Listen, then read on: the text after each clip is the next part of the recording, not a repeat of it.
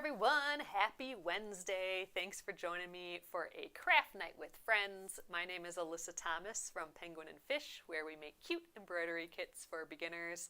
And I'm here Monday through Friday at 8:30 p.m. Central Time.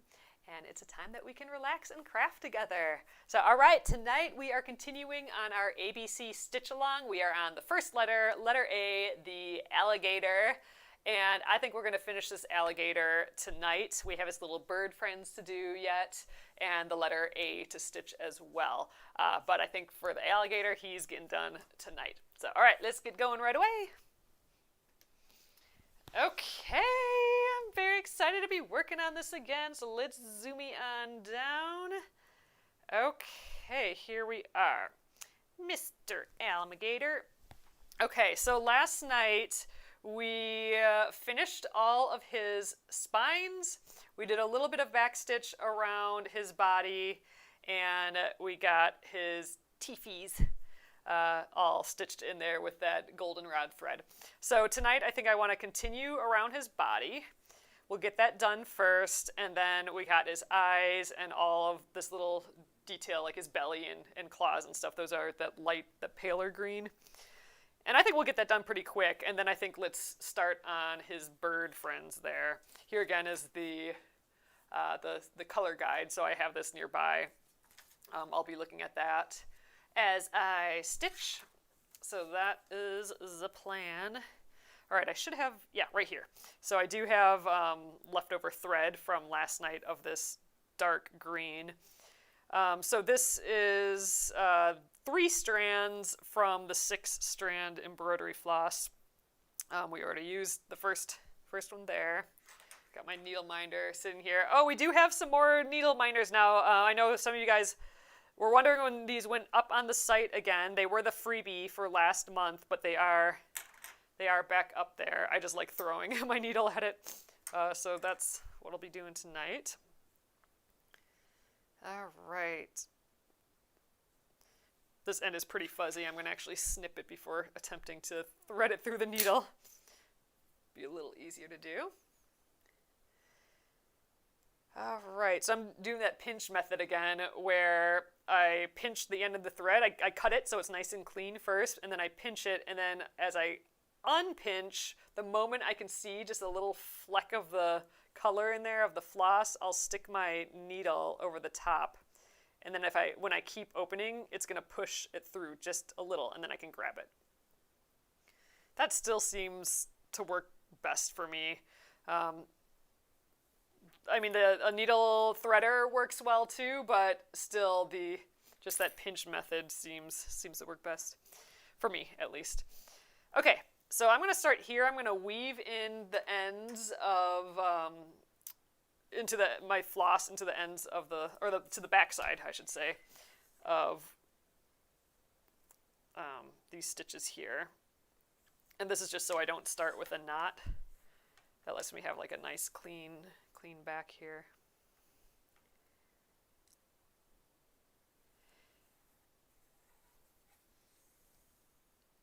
So I'm drawing some more stuff, you guys, so I drew a little bit more today. So I know some people wanted an alternative to stitching these little animals, because we'll be stitching these a lot this year. I'm going to be stitching all the letters of the alphabet and making it into a quilt that will be auctioning off and donating the money to the Minneapolis Crisis Nursery here.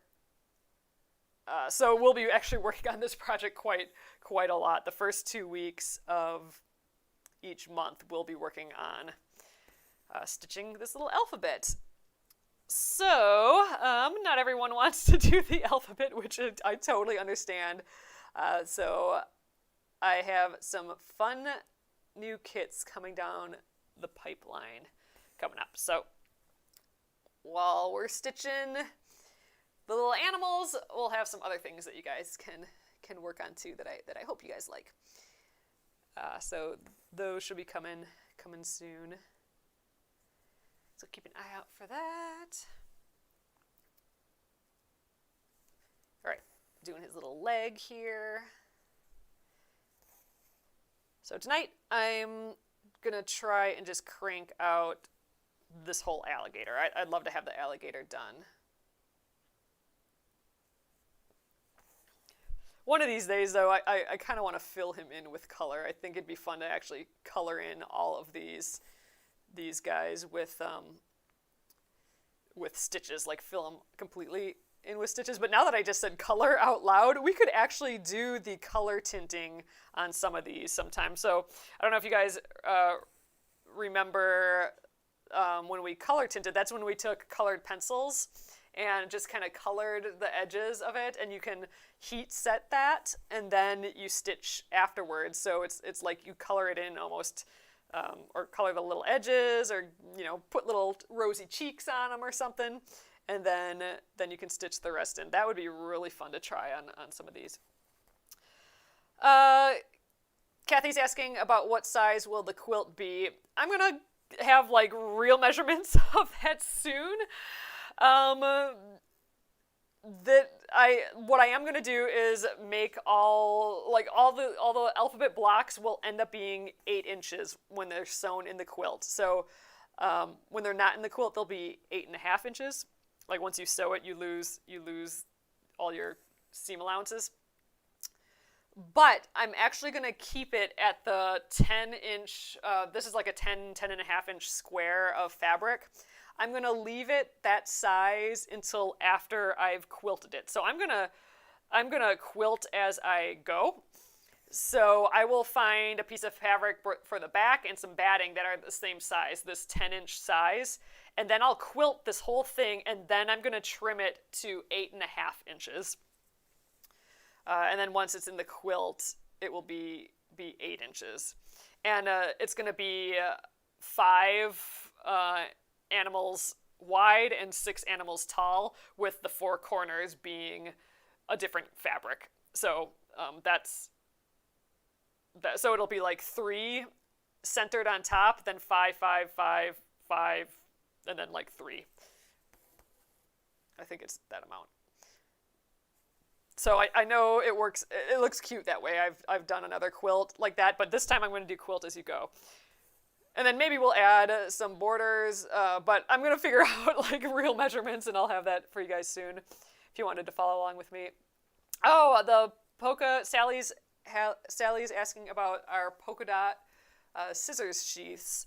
They are ordered, so I did. So they should be coming in soon. I'll check the tracking on it when we're done here. But yes, and I even got a couple more colors as well, I think. Or maybe just one more color. I don't remember. But yep, they're on their way. I do like having those around. Do I have one here? Oh yeah, right here. So Sally's asking about like these little guys. This one's the black and white one, but we had some fun, colorful ones too. So I suppose we have one left. I could list this one, if anyone's interested in a black and white one. Otherwise, it should be coming. I'd like to think within like a week or two. I'll check it out.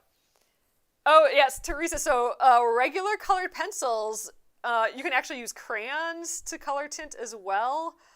Gosh, have we tried something where we washed it? We were gonna run a test on washing it as well, but it should like sink into the fabric once you press. So like the process is to color in with, like before you start stitching, color in with colored pencils, and you have to go really lightly. So lightly and layer is the best way to do it. And then once that's done, you can put like a paper towel on top, and probably the bottom too, really, and then press, and that should kind of get rid of the wax that's in the pencil or crayon, and the pigment will just sort of stay in the fabric, and then you can stitch, on top to add texture and all that. Oh, how do you sign up to get the cheaper kits? So, Rockin' Robin, I think you might be talking about, or Robin, I just like reading your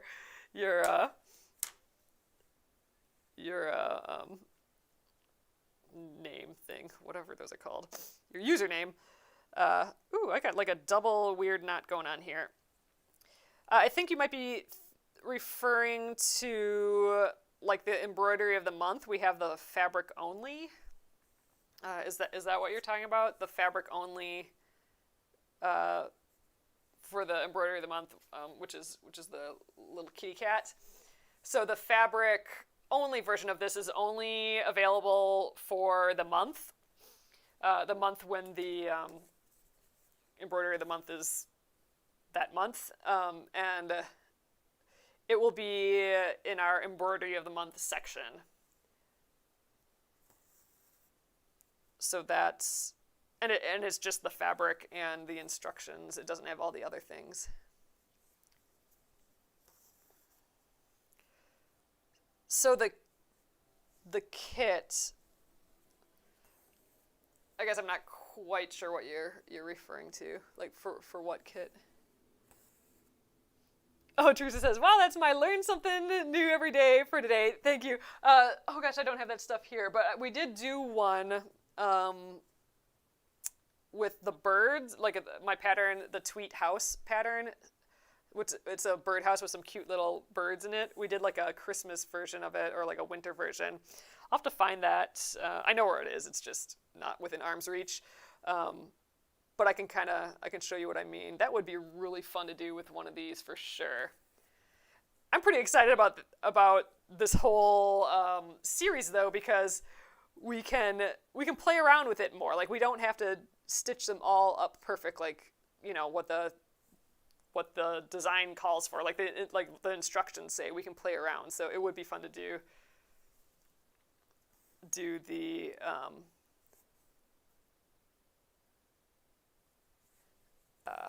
do some different techniques.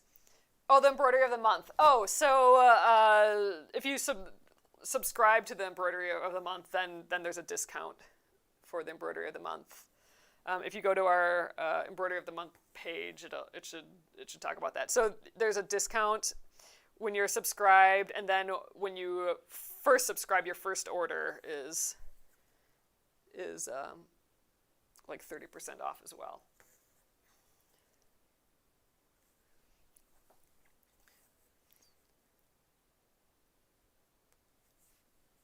All right, this little arm here. I like this little arm. Yeah, I definitely want to color stuff in now. Let's see, our next one is the butterfly. We could add, that'd be really fun. We could just do that with the letter B. So let's see. This would be a good one to add some tinting to. So we could transfer this, and then we could put a little colored pencil on or something like that, or even add like little flowers in the background or something. We could play with color tinting for this one. I think that would be kind of fun. Why not?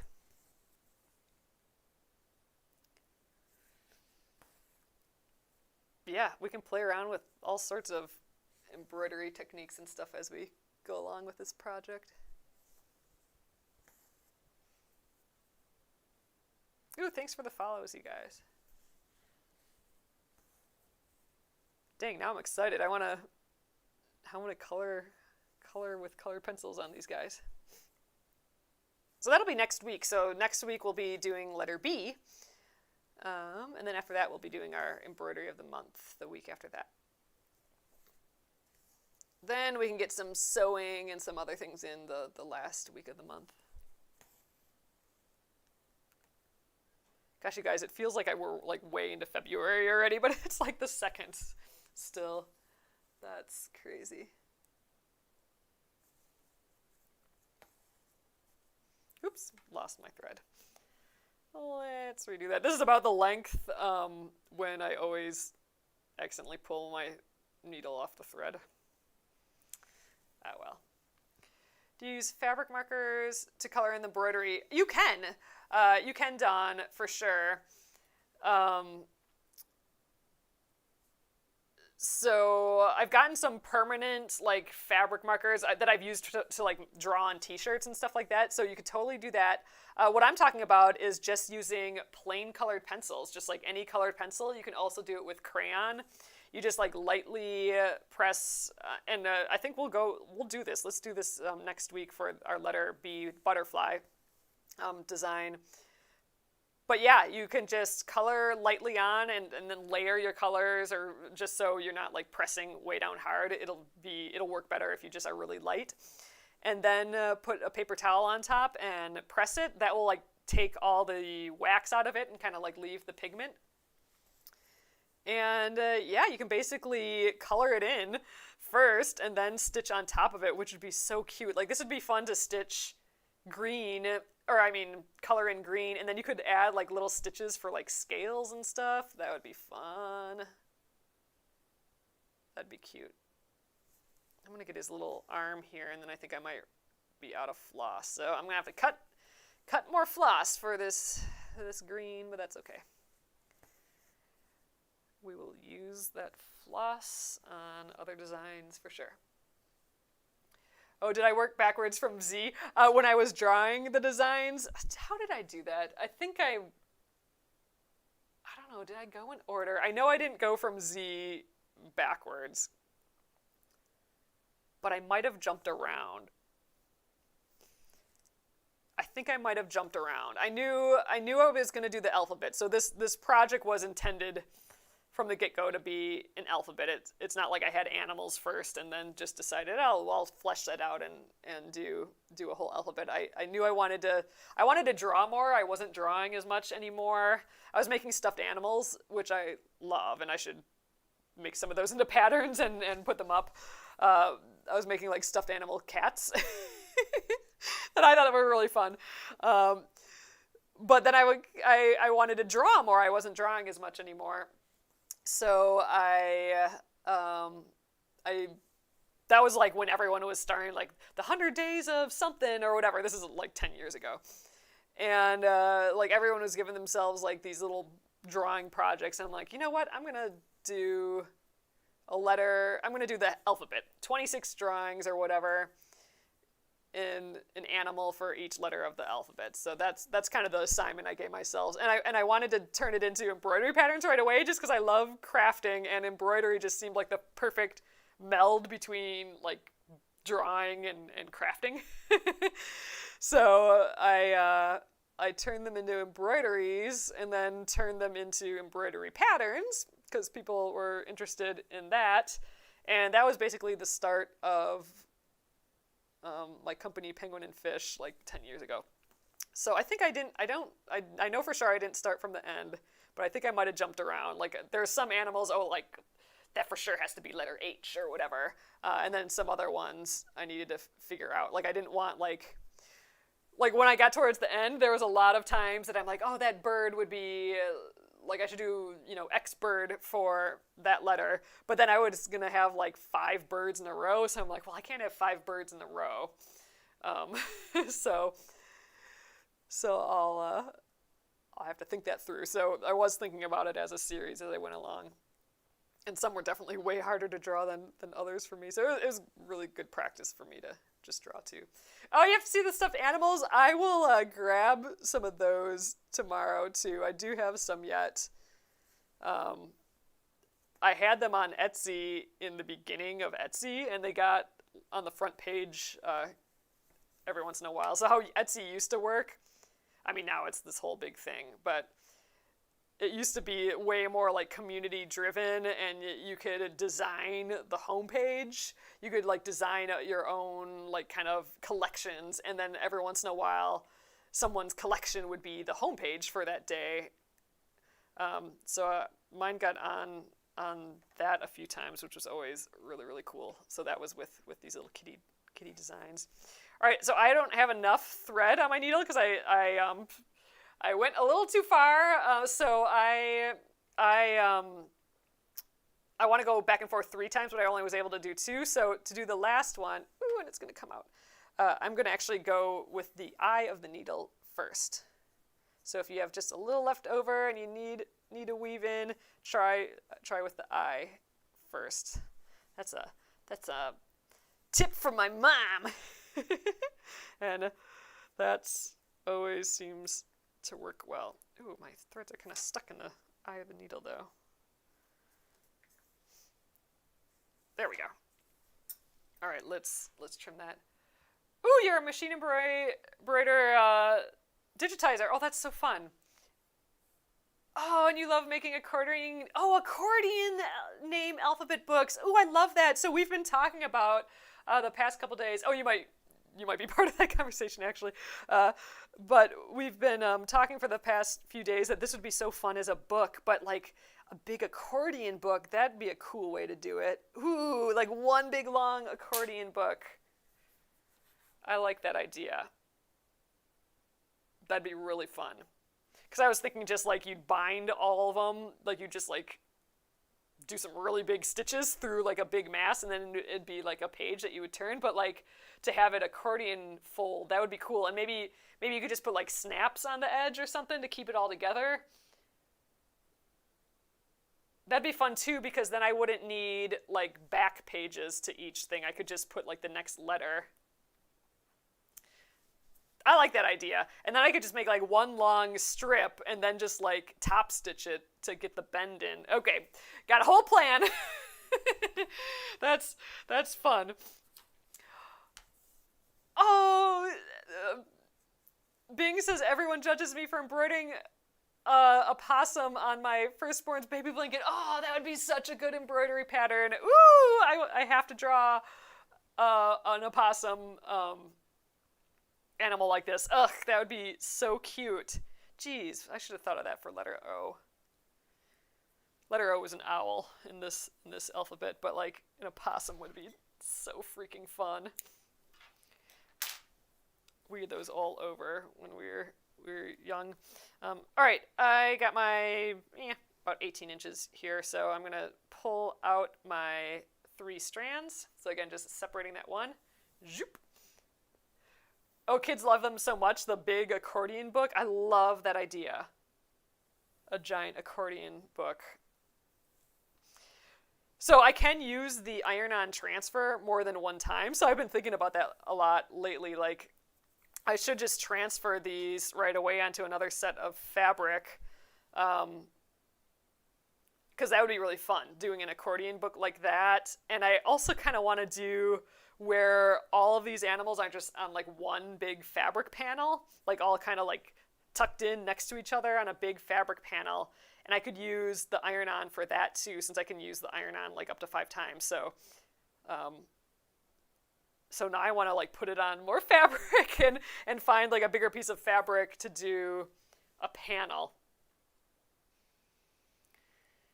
I gotta think about that. I'm gonna have to find, that might be my weekend. This weekend I might be finding supplies for more of these projects. Oh God, I just keep adding them on. And that means embroidering 2 whole more sets of this, which is a lot of work, but that would be so fun, I think. Ugh, cute. I love the accordion book idea. Oh, you didn't even try to make the opossum cute. So that didn't help. I think that's super fun.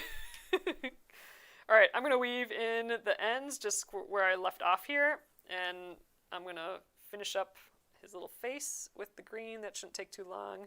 Ooh, I'm close to the hoop again, though. Makes it a little more difficult to weave in the ends. But yeah, we'll finish up his little green outline. I think I'll do his eyeballs right away, just because I'm kind of in that area. And then I got to get the light green and look at his belly and his little toes. Oh, I missed what you guys are talking about over here. Hold on a sec. Let me scroll. Oh, Gretchen says, here's what I learned today. Never allow slime into your homes. Oh my gosh. Yep, that sounds like a good plan.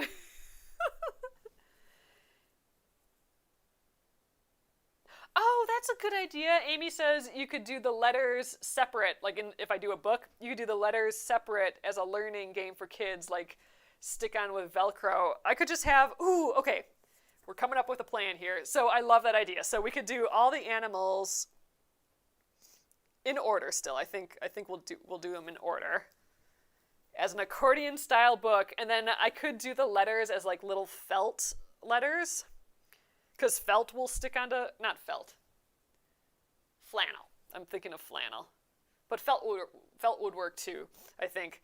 Then you can, I could make the accordion book could have like a little pocket in the back, like with cute little snaps, and in there could be all the letters, and then you could take the letters out and stick it on the page. That could be kind of fun. Oh, that's a good idea too, being like the letters, or the animal could be on one side and the letters could be on the other side, so of like a spread of a book when it's opened up. Cute. Oh my god, I have to make a book. Ooh, Kathy says an otter would be fun. About what size of the quilt? Ooh, happy birthday, Amy. Oh, is it gonna be bad by you on Friday? I have not been paying attention to the weather. I know all y'all that don't have weather a lot are having it bad right now, so hopefully you guys are staying safe. We had a big temperature drop today. Hey, we've been doing the walk every day though. John and I we walked every day in January, and so far we have for February too, and I think that's probably the longest we've kept a habit. So I'm pretty proud of our afternoon walks.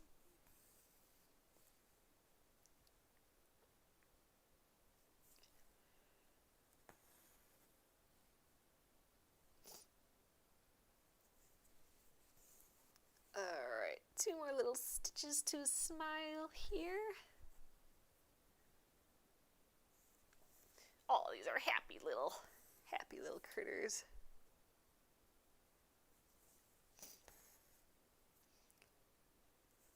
I should do an addendum to these patterns and add a couple more animals. I know we've already done a bunny before, so that's like an alternative letter B one.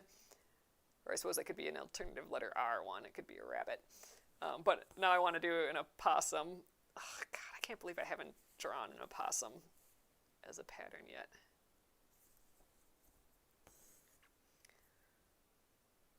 We might have to do oh shoot, my thumb. My thumb's so dry.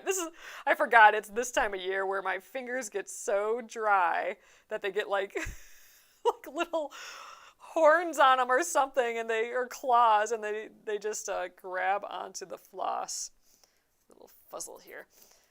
So my thumb, dead dry skin, just grabbed on the floss.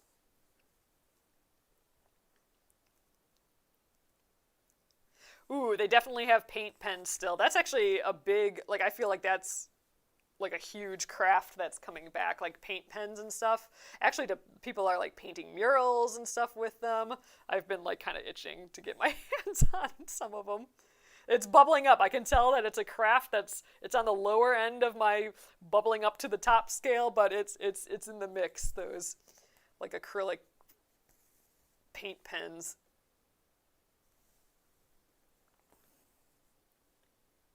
Can a hand embroidered quilt be machine washed? So I've washed embroidered stuff.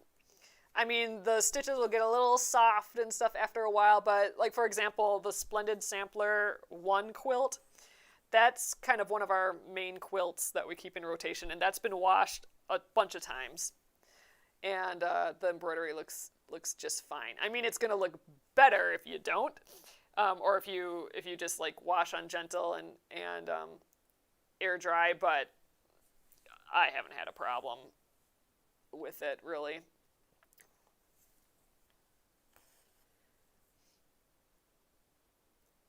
Yeah, and I'm just thinking about it now. My mom rescued a quilt that my great-grandmother had. It's one of those like the states with all the birds and the flowers, the state flowers, and then the outline of the state.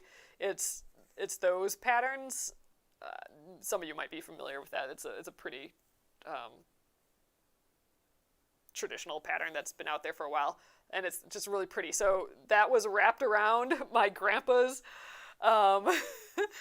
my grandpa's air conditioner as like insulation, and Mom's like, what? So she rescued it, and that's been washed a ton of times too, and that's got tons of embroidery all over it, and that looks totally fine too. And I'm doing that weaving in the ends versus knots, and that actually should help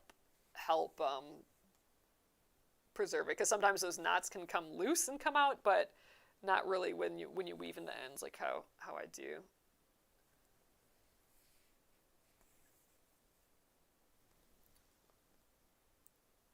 Is there a name for accordion style books? I think they're probably just accordion books. I'm a graphic design major, so we've dealt with like books and the different styles of books and stuff before. It's just been a while, but I think it might just be an accordion book.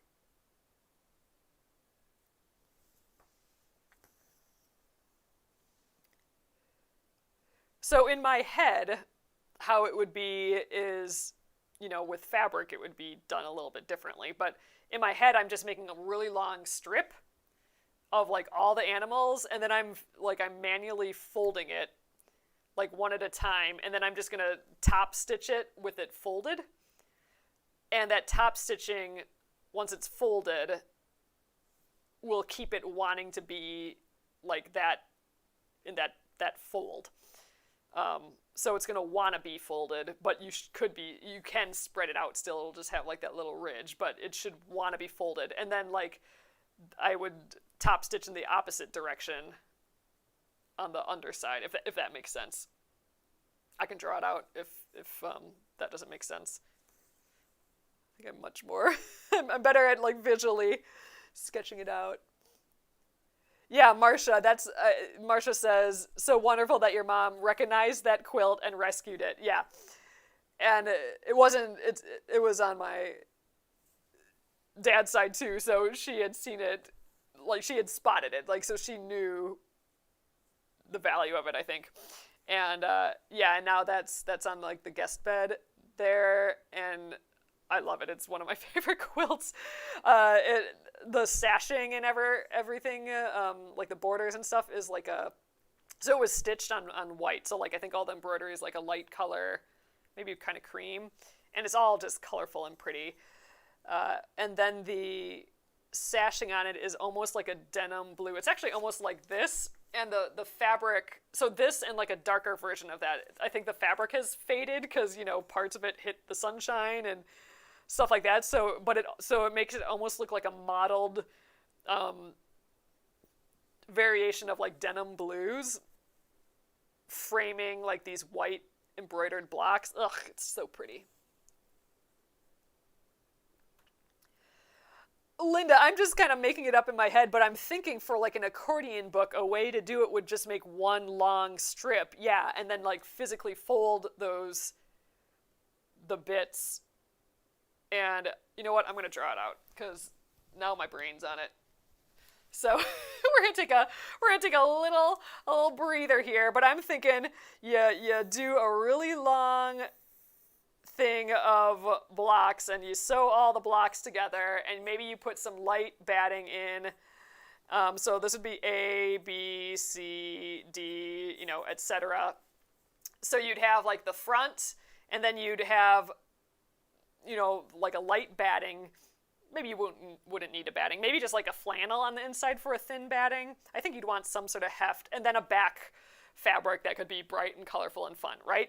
So I'd make the whole thing, I'm literally making this up right now, but I'd make the whole thing as one long strip, and then I'd measure, like if I wanted the book to be like 8 inches, and then I'd actually fold it. So I'd fold A and B, so it'd be like this.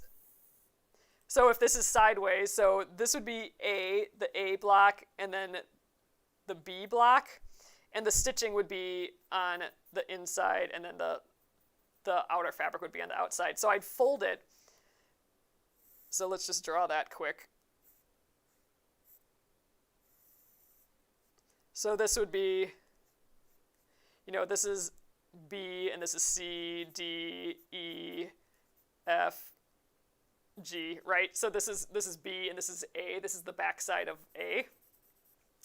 And then I would just top stitch, like I would just sew a little bit of a seam on that fold, and then it's going to want to stay that way, right?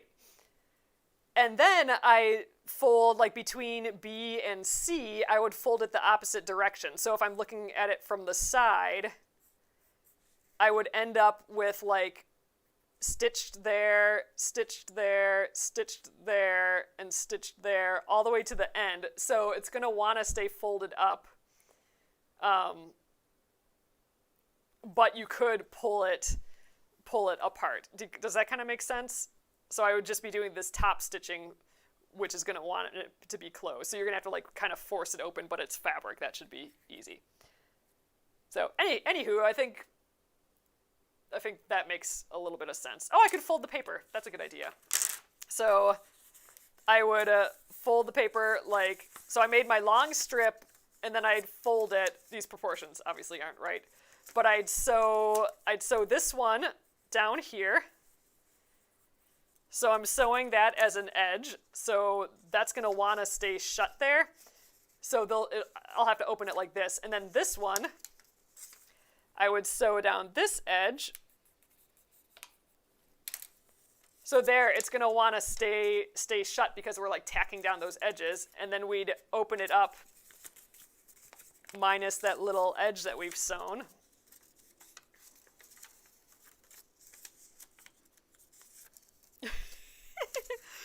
So like this would be my little sewn edge. And then here, this would be my little sewn edge. So when you have it open, it would have these little kind of weird sewn bloops in it that go the opposite directions, but those bloops are going to want to help it keep shut when you do close it. So anyway, that's kind of what I'm thinking would be a good way to do it. I don't know. Does that make sense? I think that'd be fun. How would you finish the top and bottom edges? Oh, so I'd sew the strip on the top, like all the letters. I'd do one big giant row, and then I'd do a back fabric, and then I'd put the right sides together and sew all the way around, and then turn it right side out, and then I'd top stitch the whole thing. If that makes sense. Oh, I'm talking about like how I would. Oh, you didn't do what she was showing. Oh, sorry, I read that wrong. I thought you were asking what I'm talking about. There's probably a better way to do that. So let me know if it's easy to describe, Dawn, how you did yours, because I'm literally just making it up in my head right now.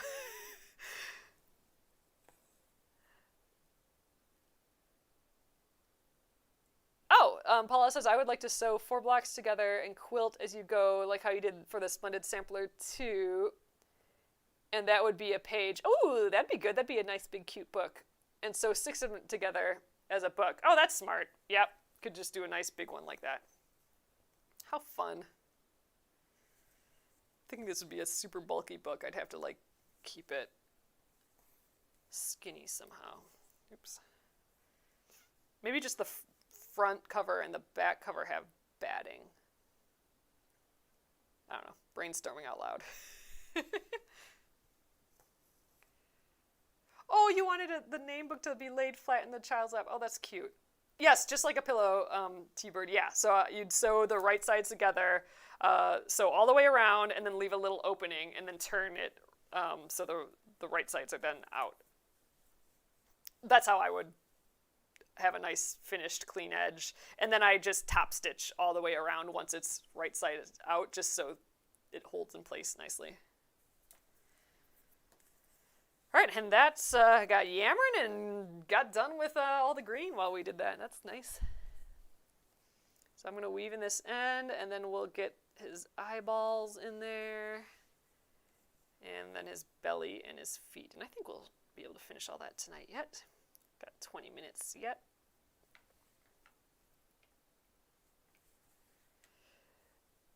Yeah, Gretchen says my problem with Quilt as you go is determining how much backing to get. And that's kind of what I'm trying to figure out with this project yet a little bit, because ultimately my blocks are going to be cut down to 8.5 inches for this, but I want to quilt them bigger than that just because, you know, it'll pull in a little bit, and you know, so I want them to start out big enough. So that's why I'm going to leave them at the 10 inches. So really I need batting and backing to be 10 inches as well.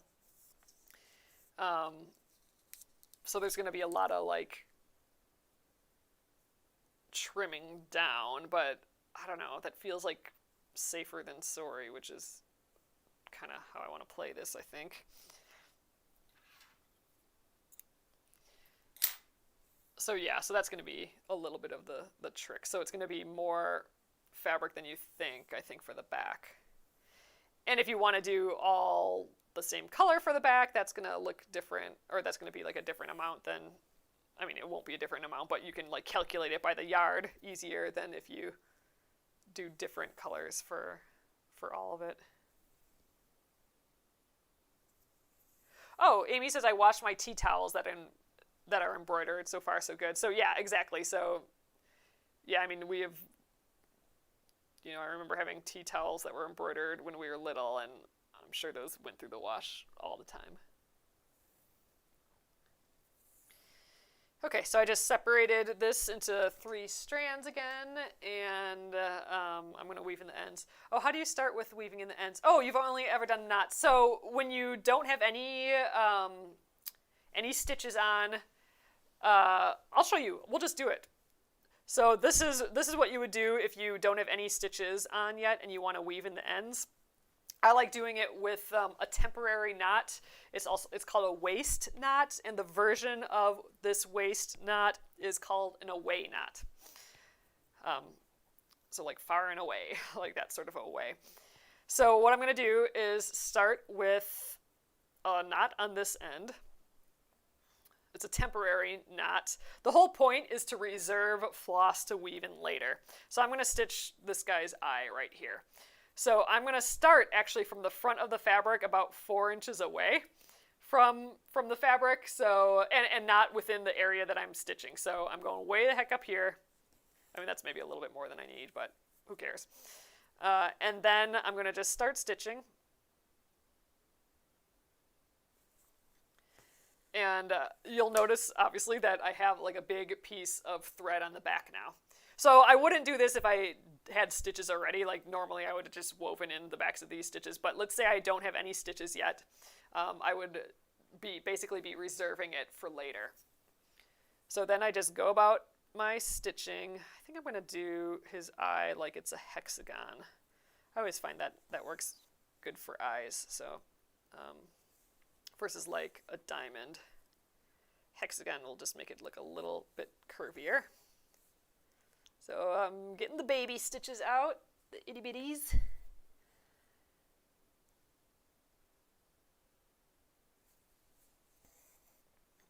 I like, you know, I mean, you can't really tell because we ironed on our eyeballs so you can see the rest of it, but I like the, just the little upside down U's. I think it just makes the characters look a little snarky. So if I would have just traced this instead, then I wouldn't have to go all the way around, and we could have done some little snarky faced alligators here. So I'm just going to go about stitching these eyes, and then when you're done, you can come back and we'll weave in that end, and we'll be doing that in a moment, right when we get this other eye done. And I think instead of jumping right over to the other eye, just because you might be able to see that black line, I think I'm going to just hop up to the top of his head here. So that will kind of hide the stitches a little bit in the stitches that we already have. I mean, we'll be able to see this tiny little bit, but that's, I think, less jarring than seeing a whole line across his face. And now I'm going to start with the second eye.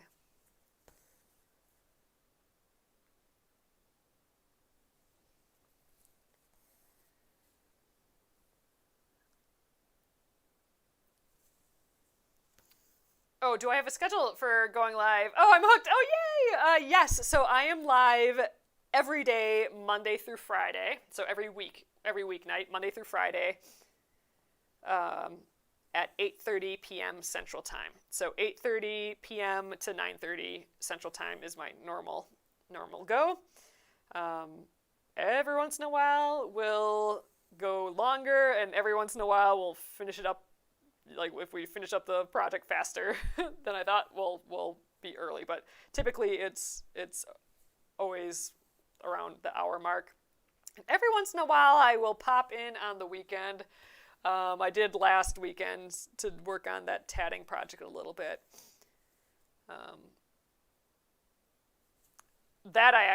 I'm pretty excited about this. So this is that tatting shuttle. On Sunday, I popped in and I finished this whole side here. So I have a little bit more to finish this kind of decorative piece, but you can see I got some fabric out.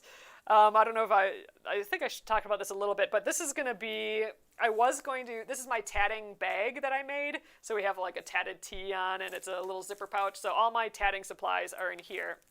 I was going to just put it on the back, but it would be pretty subtle. It would just be textural on the back. And then I was thinking, it would be really pretty on some of this wool that I have. Like, look how striking the white is on this fabric. I think it's so cool. So I was thinking, what if I made like a teeny tiny zipper pouch? Like, let's see if I can even make it look like that. So maybe about this big, maybe even a little skinnier. So I'd cut this zipper down, and then we sew this on, and then it's just even less on the sides, and then it would be just like a tiny project bag, perfect for tatting. So whatever current project that I'm working on, I could just put in this bag and carry with me, versus having like my bigger bag that has all my instructions and all the shuttles and all that in. This is just like for the current project, a little bag. So I think that's what I want to make out of this now. I know we're totally veering, but so I think maybe this weekend I'll pop in and we can finish this up and turn it into and make a zipper pouch out of it sometime coming soon. Otherwise, maybe the last week of this month, we could work on that. So anyway, that veered off. So the schedule is 8:30 p.m. Central Time, Monday through Friday. Okay, I'm going to weave in this end here. And the project schedule, we talked about this a little last night. The first full week, so we go based on like full week or nearly full weeks of the month. So like this is week number 1. It's almost a full week. So the first full week of the month, we are going to work on the alphabet, and the second full week, we're going to work on the alphabet. So different letters each week, and I want to turn this into a quilt as you go quilt, so some of those days will most likely be the quilting process. The third week of the month, we're going to work on the embroidery of the month, which happens to be this little feller this month, our catnap under the jade. And so this will be the third full week of the month. We have a new embroidery of the month every month, if that was not self-explanatory. And then the fourth week of the month this year is going to be like a free week. So it doesn't have to be embroidery related. I mean, we've done tatting, tons of sewing. We have a pile of quilts that need to get done. And it's where we try new things. So last month we did, I had one of those speed weave darning tools that I just got, and we darned my mittens, my winter mittens, and that worked out great. Anywho, so that's the schedule. And then if there's any other extra days in the month, those are kind of free weeks too, where we can finish up projects or work on some other small fun things or try out a new technique, that sort of stuff. So that's kind of our free week. All right, so our away knot, we are coming back to that now. And now I can just snip that away. This is that, like, again, if you don't have any stitches to weave into yet, that's what reserves our floss from the beginning. And so there we go. There's our extra piece of floss. So I can just grab that and weave in that end. So that's how I weave in the ends when I don't have anything to weave it in yet. I just reserve that thread for later by using an away knot. Oops, losing it. And I always go 3 times. That third time kind of locks it in. Sometimes with 2, if you pull, you can pull it out, but the 3, that always locks it in. And I'm just trying to get as many threads as I can along the way too. All right. And then you can snip real close. Oh, you kind of just like making knots. I think I'll adopt this. Oh, that's awesome. So why I like it is, first of all, there's not tons of those little thread tips, like the tips of the knot, that I always pull through to the front. So I have like these little frayed bits on the front on accident, like when I'm stitching near a knot. And the second thing I hate is when you have a knot on the back and then your thread catches on the knot, so you have a big giant loop that you didn't know about, and you stitched like 40 more stitches before you saw it, and then it's like, ugh, now I got this giant thing stuck on this knot. I hate that. So it's just a way to get rid of some annoyances, I think. And those annoyances, the moment you get rid of those, the back of your embroidery immediately starts to look cleaner and just, more in line and everything. So by switching from knots to the weaving in the ends, my backs of the embroidery just got a lot easier to manage. Okay, let's see. Oh, we're not quite done yet. We have all of his belly and his toes yet, so let's do that. I thought I had more of this. Gosh, we must have... Oh, no, we didn't. We used up a lot of this already for the spine. I'm like, where? I must have another strand of 3 laying around, but I don't. So let's cut another 24 inches or so.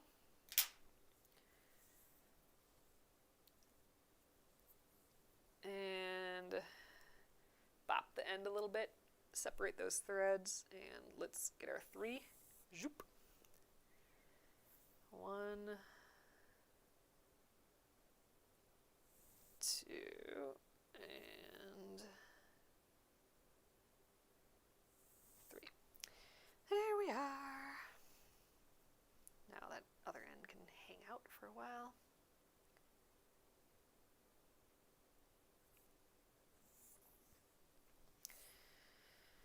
Okay, grabbing my needle again. So I think I'm going to weave in the end right in the tail here, and then we'll just go from right to left. I'll get his toes, we'll get his belly and toes, keep going with the belly, and then get the rest of the toes. Always kind of like mapping out how I want to do it before starting. All right. So when weaving in the end, since you're doing it 3 times, I always start away from where I want to, the feet are right here. So that's where I'm going to start. So I'm going to start away and go towards that area for my first pass.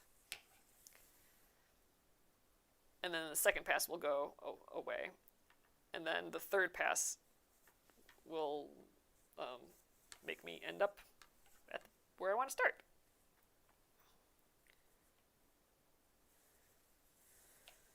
There, like so. And you can snip these little ends too if you want, and I do that sometimes, especially when it gets later and I get pickier.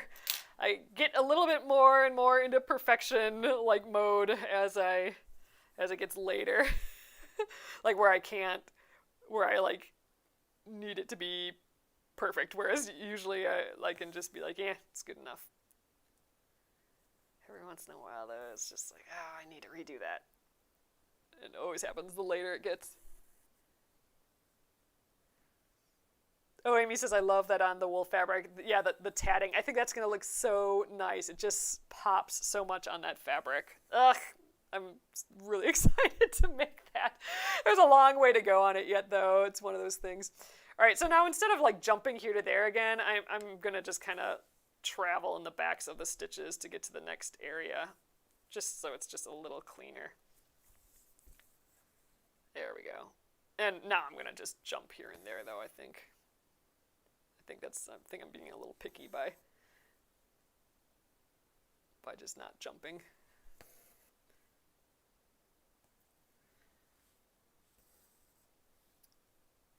Cute little belly.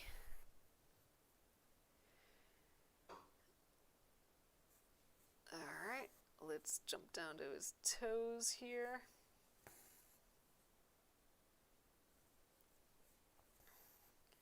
Yeah, so I think we'll go till we have this feller done tonight. That's probably right around 9:30. And then tomorrow, let's try and get both of these guys done. I think we should be able to complete both of those tomorrow.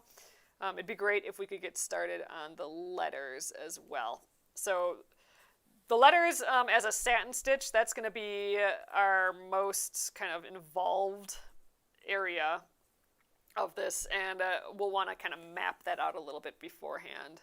So I might draw some extra lines on there to help me out, and I'll go through that process. And then of course for these other letters, I don't have to do satin stitch for all of them. So, and what I mean by that is like completely filled in. So, and that's a lot to fill in.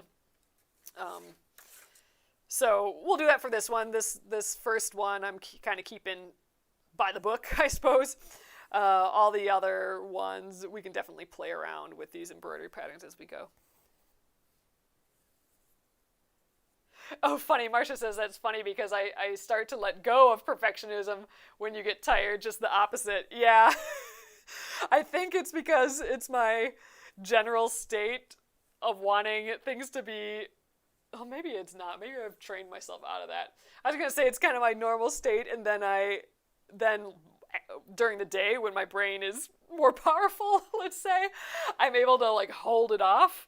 But as it gets later, I'm less able to hold it off anymore. I think that's kind of what it is in my head.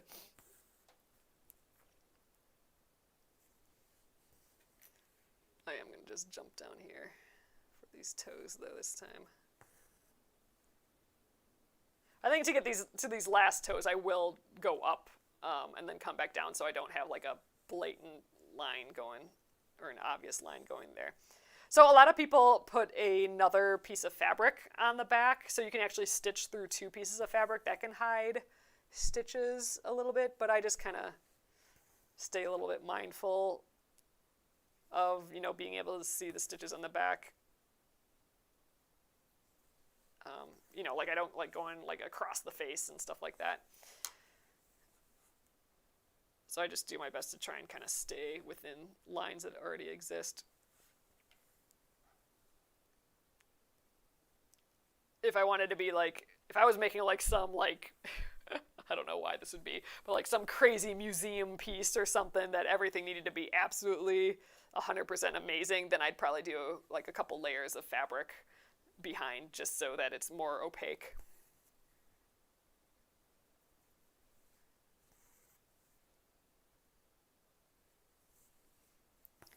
One more little toe. Oh yes, I'm using the celery color, Justin, yes. So the colors I've used so far, I know they're not labeled in these older designs, but I'm using celery for the light green. That's the lightest green of the penguin and fish colors. And then I'm using the darkest green, which is the fresh basil for the outside. And then the teeth I've done in the goldenrod color. I was going to do it in the bumblebee, which is the yellow color, but you guys were saying the goldenrod, and I'm really happy with that. I think it's really cute with the goldenrod. All right, let's weave in this end. And I think we'll call it a night there. And yeah, we'll get those little birds. I call them the albatross because it's the two albatross. Since we're at the letter A here. It's his little seabird friends. All right, and we have lots of floss left here too, so I'll definitely use that on another letter. Actually, I think the letter B uses, the butterfly uses a lot of that color. Yay! There he is though. So we have the little Mr. Alligator done. He's cute. So yeah, so we'll do the birds tomorrow. I mean, there's a lot involved with the birds. The the wings and the beak are going to be satin stitched, and then we got the little blue outlines, you know, the eyes. So there's you know, a lot of stitches in those birds yet, so that might actually take some time. But my hope is that we can finish the birds completely and then maybe map out how we're going to be doing the letters. And then not tomorrow, on Friday, we'll stitch up the letters if we don't start them tomorrow. But my hope is that this is completely done by Friday.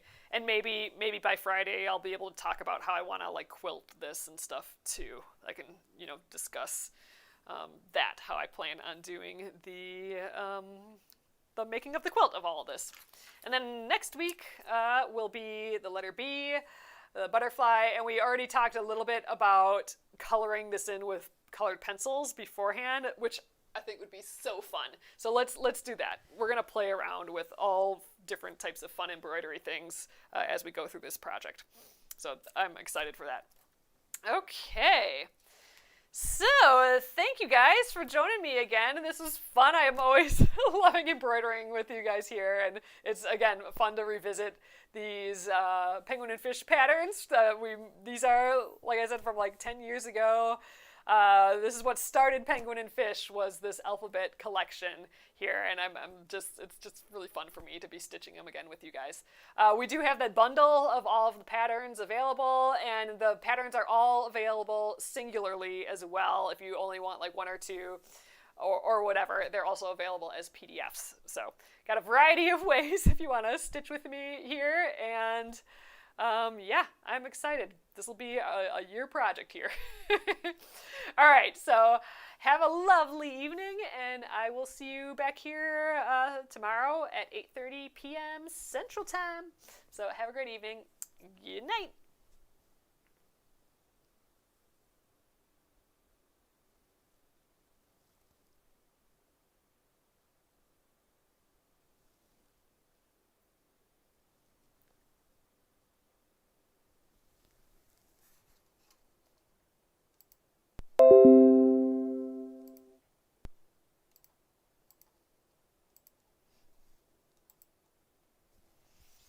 All right, I'm still on here. I just shut down